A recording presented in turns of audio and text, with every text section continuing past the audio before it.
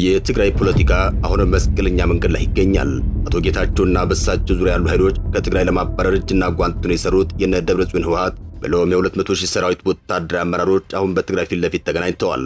የወታደሩ ክፍልና የፖለቲካ አመራሩ ህወሓት እና አቶ ጌታቸውን ወደ ጎን ብለው በግላጭ ተገናኝተዋል።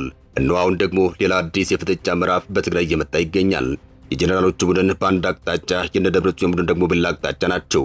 የአቶ ጌታቸው ረዳ ቡድን በመጀመሪያ ዙር ማጣሪያውን ሳልፍ ወድቋል። አሁን የጥሎ ማለፍ ጨዋታ በሌተናል ጀነራል ታደሰ ወረደ የታጠቀው ኃይል ብሎም በዶክተር ደብረጽዮን ቡድን መካከል መሆኑ እርግጥ እየሆነ መጥቷል። የአቶ ጌታቸው ረዳ የጊዜ አስተዳደር ፕሬዝዳንት ዘመን አክትሟል። አቶ ጌታቸው እስከ ተወሰኑ አመራሮቻቸው ጠቅልለው አዲስ አበባ ገብተዋል። አቶ ጌታቸው ወደ አዲስ አበባ ጉዞ ያደረኩት አስቸኳይ ጠቅላይ ሚኒስትሩ ስልክ ስለደረሰኝ ነበር። ጉዳይንም እንዳጠናቀቁ በቀናት ጊዜ ውስጥ ወደ መቀሌ እመለሳለሁ ብሎ ነበር። ነገር ግን ያ ሲሆን አልታየም። አሁን እሳቸው የክልሉ ጊዜ አስተዳደር ፕሬዝዳንቱን የሚቀጥሉበት ጊዜ ያከተመ ሆኖ ታይቷል። የነ ደብረጽዮን ህወሓት አቶ ጌታቸውን ፈንቅሎ የትግራይ ቁጥጥሩን እያጠናከረ ይገኛል።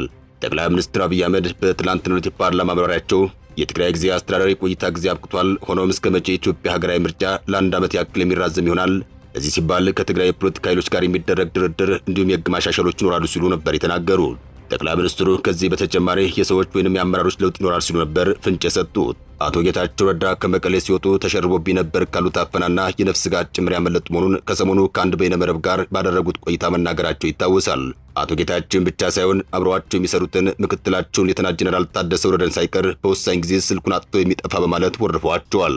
የሰራዊቱና የነ ደብረጽዮን ህወሓት ቡድን በጋራ አድመውባቸዋል። እነዚህ ሁሉ ሁኔታዎች ሲታዩ አቶ ጌታቸው ከዚህ በኋላ ወደ ትግራይ ተመልሰው የጊዜ አስተዳደሩን ፕሬዝዳንትነት ይቀበላሉ ማለት በእጅጉ ከመርፌ የጠበበ መላምት ሆኖ እየታየ ይገኛል። በእርግጥም የጠቅላይ ሚኒስትሩ የትናንቱ የፓርላማ ማብራሪያ ላይ በትግራይ ጊዜ አስተዳደር ውስጥ የሰዎች ለውጥ ይኖራል የሚለው ጥቆማም የሚያመላክተው አቶ ጌታቸው ነው ተብሎ ለመገመት ብዙ አስቸጋሪ ሆኗል ተብሎ አይታሰብም።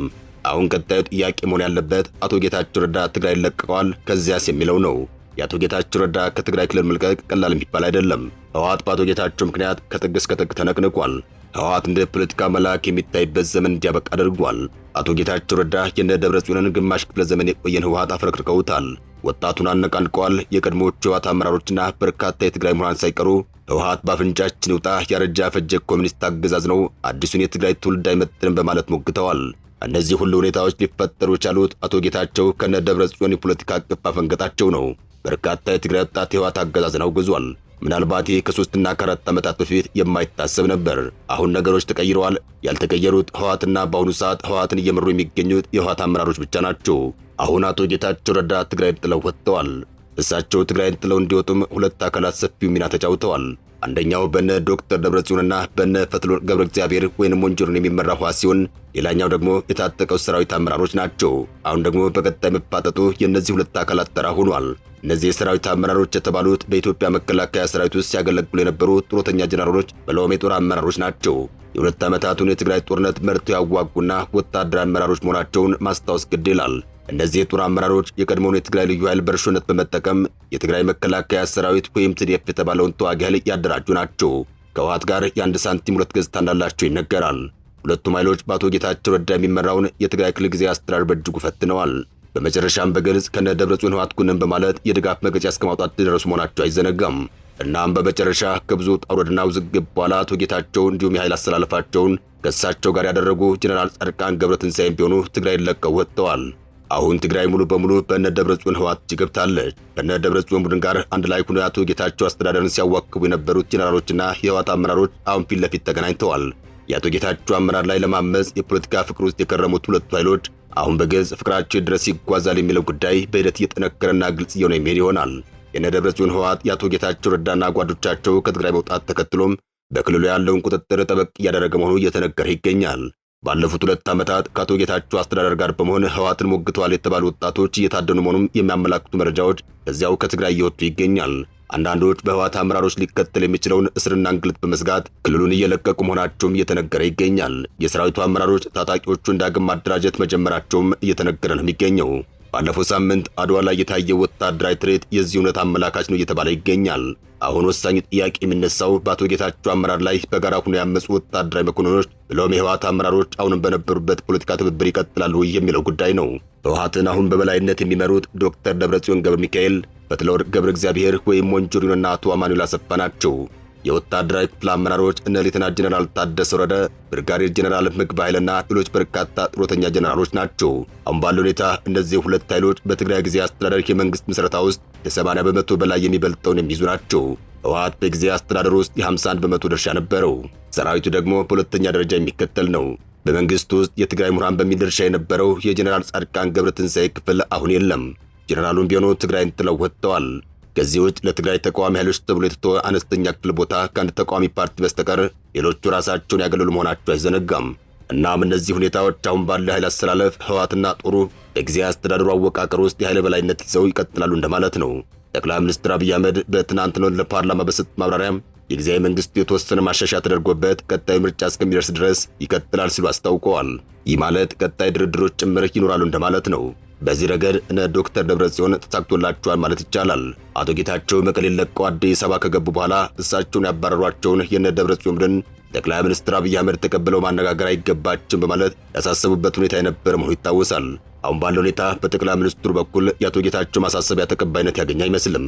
እነ ደብረጽዮን በቀጣይ አካሄድ ላይ 4 ኪሎ ጎራ ብለው መምከራቸው አይቀሬ እየሆነ መጥቷል። አቶ ጌታቸው ጥጋቸውን የያዙበት ሁኔታ ተፈጥሯል። እሳቸውን አምኖ ትግራይ ላይ ድምፁን ያሰማው ወጣት አጣብቂኝ ውስጥ ገብቷል። የነ ደብረጽዮን ቡድን ከነጌታቸው ጋር ማን ነበረ በማለት ጥጋጥጉን እየፈተሹ ይገኛል። አሁን በትግራይ ከህወሓት ውጭ ሌላ ኃይል የለም። ያለውና ራሱን ህወሓትን ሊፈትነው የሚችለው የታጠቀው ኃይል ብቻ ነው። የኛው አካል ለራሱ ለህወሓትም የሚመለስ አይደለም እየተባለ ይገኛል። ትግራይ ከህወሓት ውጭ ጥቂት እፎይ የምትልበት የመተንፈሻ ቀዳዳ አግኝታ ነበር። ህዝቡ አሁን ይኸው የመተንፈሻ ቀዳዳ መልሶ ተዘግቶበታል።